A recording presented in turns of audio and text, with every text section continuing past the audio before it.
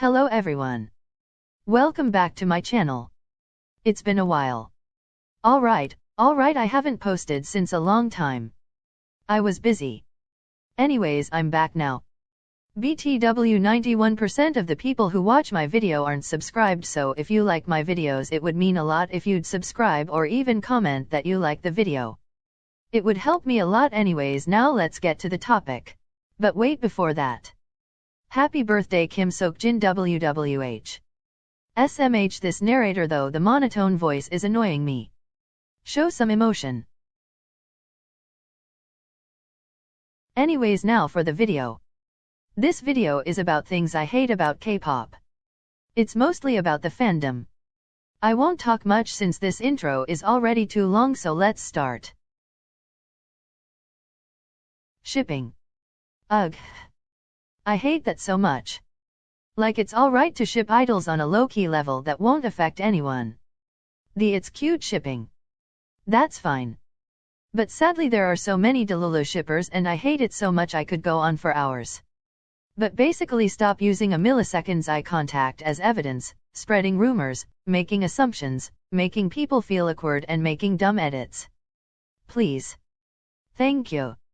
Next. Fan wars. This is gonna be a long one, so hang in there. Repeat after me. Fan wars are dumb and pointless. Like, people, you do realize that when you're spending hours fighting over which group is better on social media, those groups are probably having fun together. Most groups are good friends and respect each other. They must feel so bad to see their fans fighting like that. Please. The energy people spend on fan wars could easily be used for something much more useful. Do people really think that dragging someone else is going to make their faves look better? No, it's not.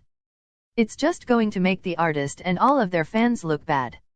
Which is really sad, cause it's not the artist's fault that their fans are so immature.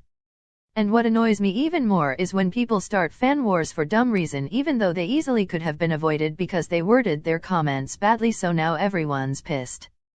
For example, there is a good comment related to the video and everyone is agreeing with it. Then someone replies something dumb like "No, X group is trash and overrated," even though it had nothing to do with the video. Then people start attacking them, which makes sense. Then the original replied either doesn't reply anymore cause they are scared or they are giving their reasons or something. I read these kinds of replies and see them getting longer and no one is agreeing with each other and realize that, oh look, a fan wars started for a dumb reason. I know what I just said doesn't make a lot of sense, it's difficult to explain, but I think you get what I mean. I swear the amount of times I have seen a comment talking about how fan wars should stop and how toxic fans should be less toxic or something, and people starting wars in the replies cause they can't take a simple opinion pisses me off so much. I myself only stan one group but respect all the other groups and enjoy their content without bashing others. Like, can't people just peacefully enjoy K-pop for what is it without feeling the need to start World War III? Anyways, next. Being a solo stan is alright. You can just like and stan one member if you don't like all the members, no one's gonna force you to stan them all. But what's wrong is when people start being toxic and start attacking and hating on the other members. They make the fandom toxic. Let me take Blinks for example.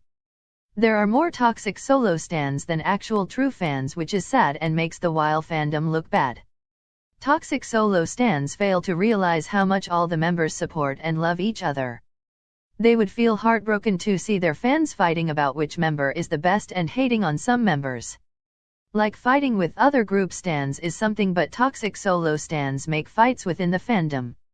No member is the best in any group, they are all great in their own ways. So please, solo stans, if you wanna stan one member, don't bash the others. Next. I find this a pointless topic because of the amount of debate and war it causes. Like, we're here for the music. The sad thing is that this could actually be a great topic to talk about.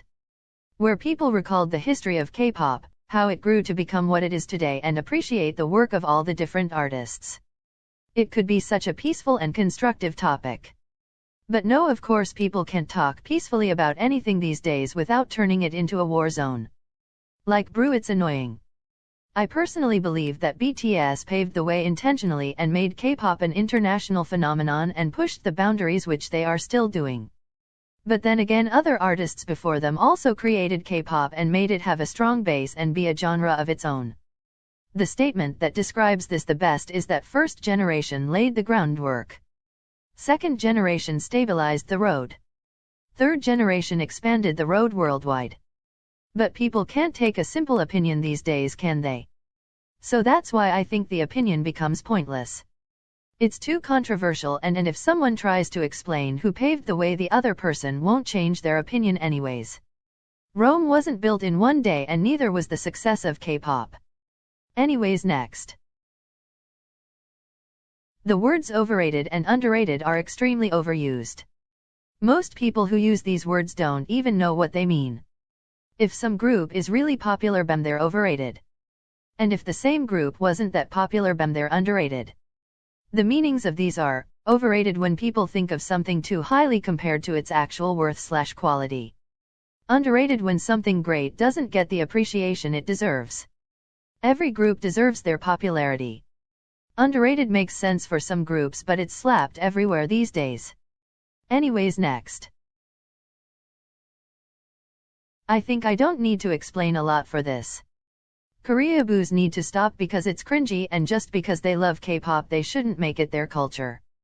Sasaengs are just because they're obsessed with someone doesn't give them any rights to completely invade idols' privacy and hurt them. Anyways, next. What I mean by this is when people make fake news and spread rumors because they misunderstood what the idol said or used unauthentic information. It's sad how idols say something harmless but people make a huge deal about it and make it look like they said something wrong by spreading lies. Also, when someone gets involved in a scandal and the media and everyone is so quick to make assumptions and believe everything they saw and ruin the idol's career, only to find out the idol was innocent. Fake news travels so fastly, and even when it's revealed that the news was fake, many people don't believe it and use it as a source to hate idols. SMH. Anyways, next. Fun fact: idols are humans. People think that idols are perfect human beings who cannot make mistake and will give amazing performances all the time, look flawless all the time, and be happy all the time. They are also normal people like all of us. They, like any other person, get tired and get injured, so they won't necessarily always give their best. They might not feel well and thus look unhappy and not give powerful performances, which is logical. But when idols don't give their best or lack something in one's performance, people start bashing them, calling them untalented, overrated, and whatnot. Please, they are people who have a life and problems of their own. Give them a break. Thank you. Next. The way female artists are treated is really sad. People underestimate them and they are bashed for everything. And when I say everything, I mean everything. Every single thing that they do is examined and judged, and they get hated for the smallest mistakes. They actually get bashed, attacked, and hated for their mistakes a lot more than getting praised for their achievements and success. They have to keep a perfect image all the time. I don't mean to say male idols don't suffer from this, but it's less than female idols. This needs to stop. Anyways, no, I won't say next this time. Idols don't need to have 10 comebacks a year to remain popular. If they already have a stable fanbase, then their fans won't be mad to see them take a break. They would actually be happy. If it's the company overworking them, they need to give them a break. The pressure of so many comebacks and performances is really stressful for idols, especially if they self-produce all their music. It affects their mental health and they break. It would be much better to see few comebacks but all the members happy and healthy, rather than a lot of comebacks and seeing an idol drop out due to the pressure. This is one of the worst thing about K-pop. Most groups get such little freedom from their companies. So many things are prohibited and the idols are pretty much trapped. Like, many idols can't even go outside without having to tell their company or something. I know it's for the safety of idols and to avoid scandals, but sometimes it gets too much. I really wish idols had more freedom and could freely live their lives. I can't even imagine living with all the restrictions idols have. Things are getting better now, but they're still not great. This also applies to creative freedom in making music and deciding when to come back. The last thing in this video is bandwagon hate. It's so common and many people do it. They start hating on idols just because everyone else is doing it and they think they'll look cool doing it. Most people who bandwagon hate don't even know anything about the group. A huge part of the hate idols get is due to bandwagon hate, which is really sad. Hopefully it will stop. Anyways, thank you for watching this video. I hope you enjoyed it. Bye for now.